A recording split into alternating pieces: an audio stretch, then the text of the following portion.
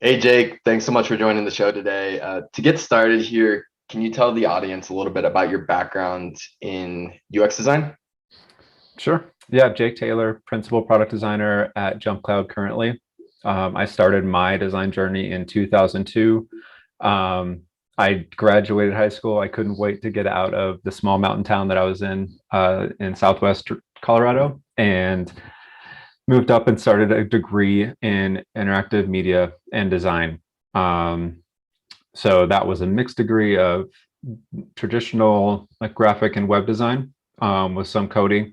Back then, they didn't have specific classes for UX or anything like that.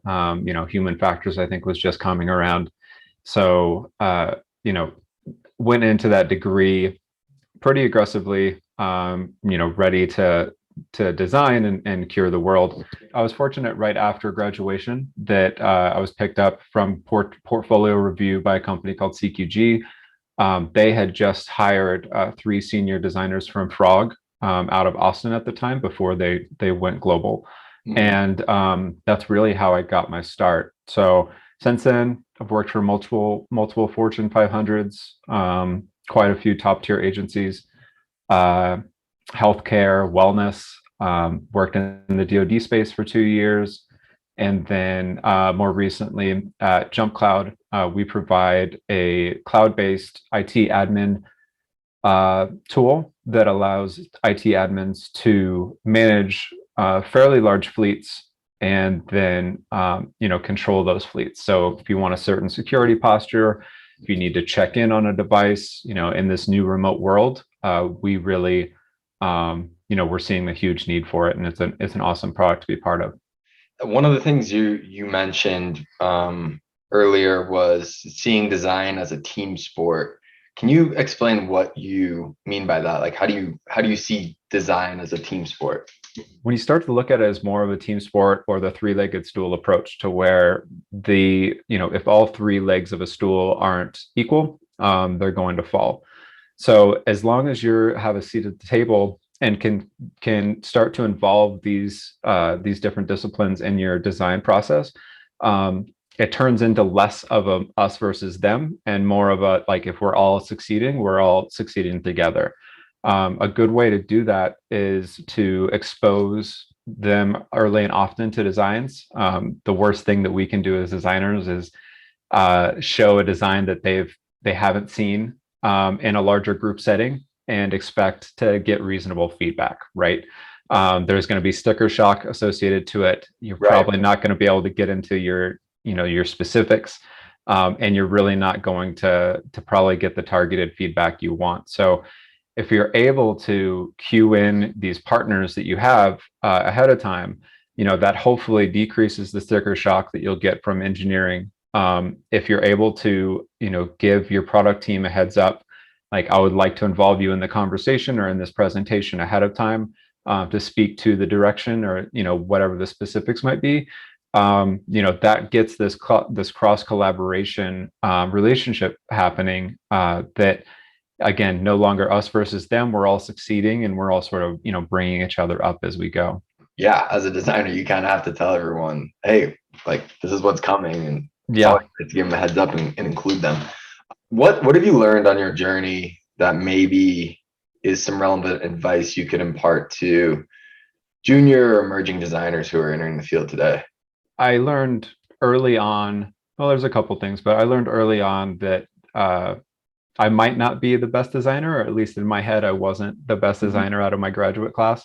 Um, and I, being not the best designer, I was always a good people person. And so I looked at that as one of my strengths. And that's something I've really leaned into throughout my career.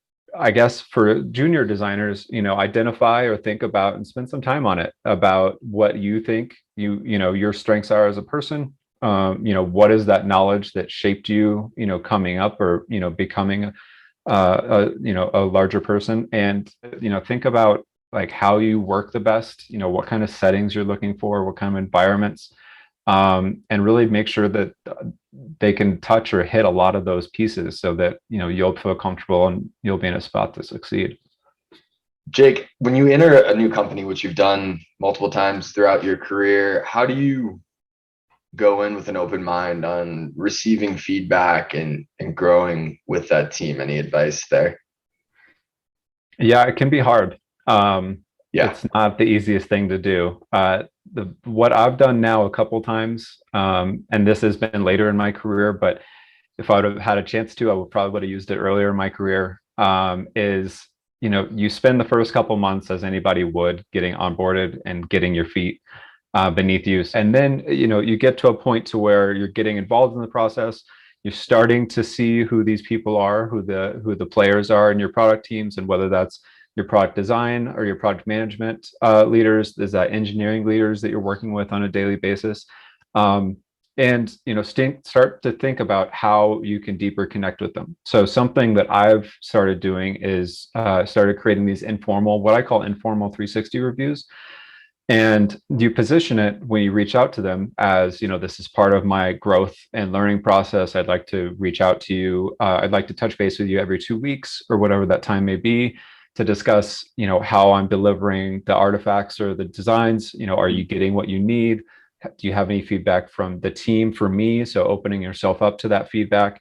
And then it gives you a chance to, spend some time with these people, get a chance to know them. You're being very open and potentially vulnerable with feedback, but it also gives you a chance to understand that feedback and iterate on it before, potentially the end of your 360 review, where you don't know where, you haven't done any check-ins, you don't know where that's going. The best way to think about it is think about your role and where you're at, and then, that immediate, group of folks around you, and whether that's same tier engineers, if it's their engineering manager, whatever seems to be a good fit, and construct those emails, create the every 2 weeks or whatever it may be, and then be open to some feedback. Yeah, it requires vulnerability and guts to pull that one off, but it's absolutely invaluable to get that feedback. So that's Yeah. that's great advice to anyone. Yeah. So Jake, at Jump Cloud, you have a very specific end user.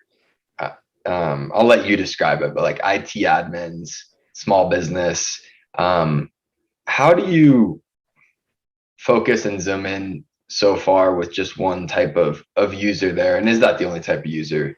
Because I think a lot of, especially in the B2C world, you're dealing with all types of users, but you guys are hyper focused on essentially one end user, if I'm correct there.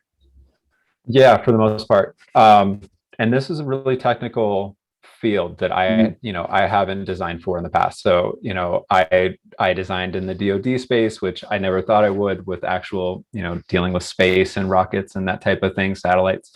Um, from that space to this highly technical IT admin space. And so, our IT admin personas range from one with very little technical expertise that is potentially, was just hired.